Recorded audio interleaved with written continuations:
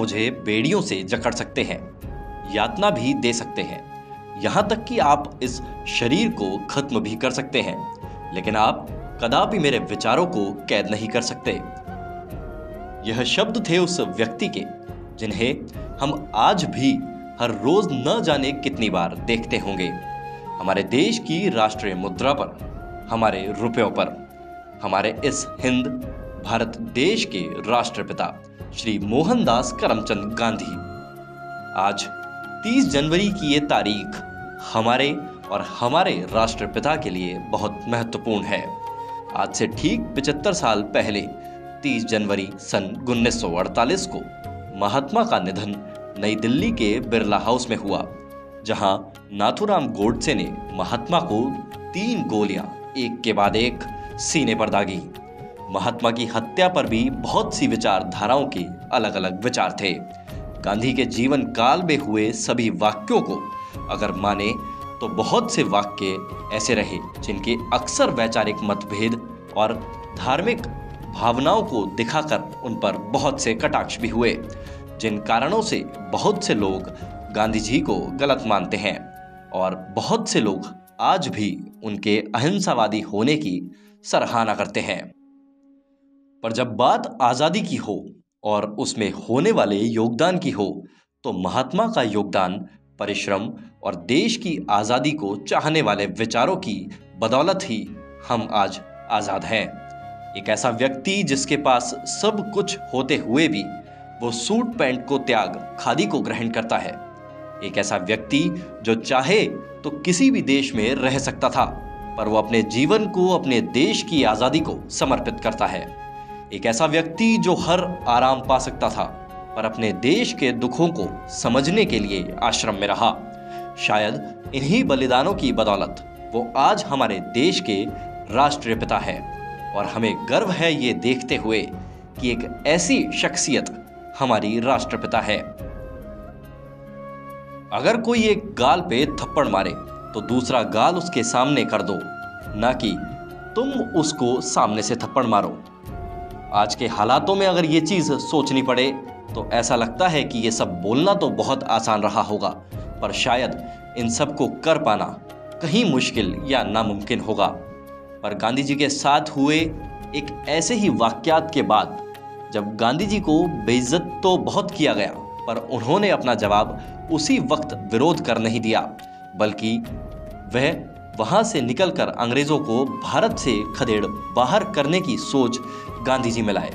पर उस कहानी के बारे में जानने से पहले, जिससे गांधी जी को देश से अंग्रेजों को बाहर करने की सोच आई, उससे पहले उनके बचपन और पढ़ाई के बारे में जानना जरूरी होगा। गांधी जी का जन्म 2 अक्टूबर सन 1969 को गुजरात के पोरबंदर में करमचंद गांधी व पुतलीबाई करमचंद गांधी के घर हुआ, जिसके बाद कुछ अहम हिस्सों की अगर बात करें तो वह थे उनके विवाह और उनकी पढ़ाई।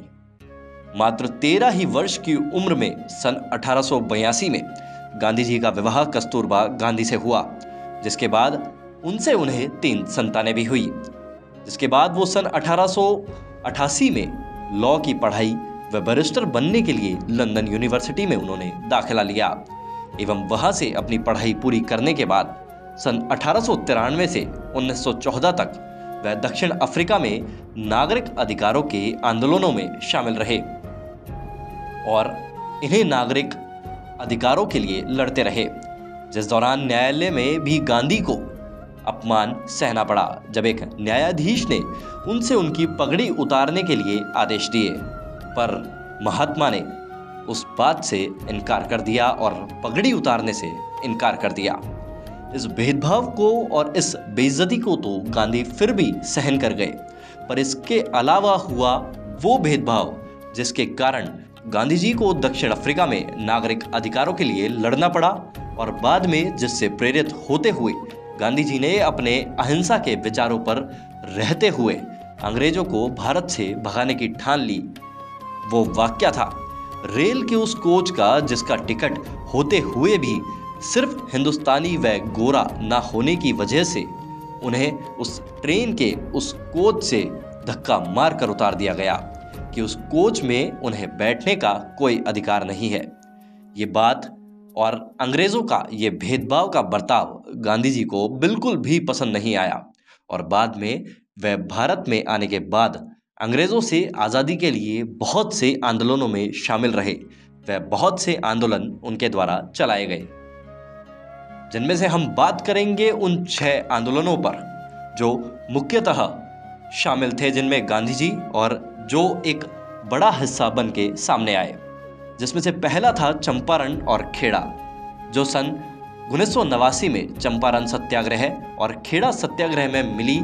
हालांकि अपने निर्वाह के लिए ज़रूरी खाद्य फसलों की बजाय नील, इंडिगो, नगद पैसा देने वाली खाद्य फसलों की खेती वाले आंदोलन भी इसमें महत्वपूर्ण रहे। वहीं दूसरा आंदोलन था असहयोग आंदोलन। गांधी जी ने असहयोग, अहिंसा तथा शांतिपूर्ण प्रतिकार को अंग्रेजों के खिलाफ सशस्त्र के रूप में उपयोग किया।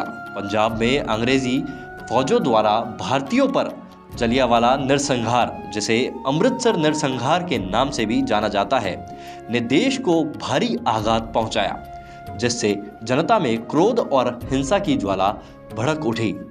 वहीं तीसरा स्वराज और नमक सत्याग्रह आंदोलन था, जिसको नमक मार्च भी कहा जाता है या दांडी मार्च भी कहा जाता है।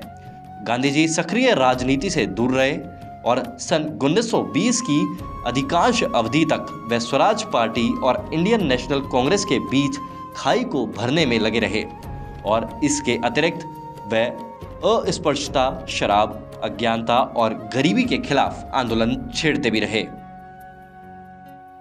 वहीं हम चौथे आंदोलन की बात करेंगे तो वो था दलित आंदोलन और निश्चय दिवस।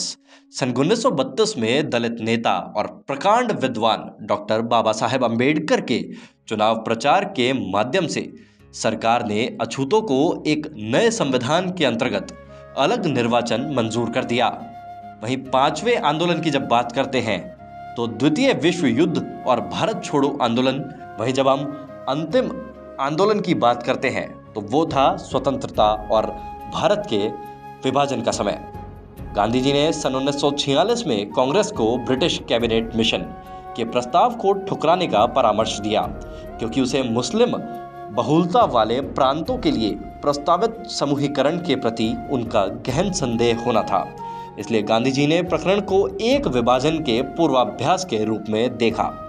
इन सभी आंदोलनों के अलावा गांधी जी का योगदान दूसरे स्वतंत्रता सेनानियों के साथ भी रहा, जहां से उन्हें बापू व अन्य नामों की उपाधि मिली। बापू इस नाम का इस्तेमाल और गांधी जी को ये उपाधि देने वाले थे उन्हीं के एक शिष्य और एक और वीर नेता, जिन्होंने देश की पहली आजाद सेना की स्थापना की, जिनका नाम था नेताजी सुभाष चंद्र बोस और उनकी सेना का नाम था आज़ाद हिंद फौज। सन 1944 में आज़ाद हिंद फौज की शुरुआत में नेताजी ने महात्मा गांधी को फोन कर बापू नाम से संबोधित किया था और इस सेना के लिए सफलता का आशीर्वाद मांगा था। ये सभी कारण थे कि मोहनदास करमचंद गांधी बापू, महात्मा व अन्य ऐसे कई नामों से जाने जाते हैं और वो हमारे भारत देश के राष्ट्रपिता हैं। और आज का ये दिन हमारे देश के लिए राष्ट्रीय शोक का दिवस है। हम सभी बापू को शत शत नमन करते हैं और देश के लिए उनके द्वारा किए गए योगदानों को ध्यान में रखते हुए अपने आप को सौभाग्यशाली मानते हैं कि हम भी उस मिट्टी का, उस देश का हिस्सा है जहां बापू जैसे महान लोगों ने जन्म लिया और रहे। जय हिंद, जय भारत।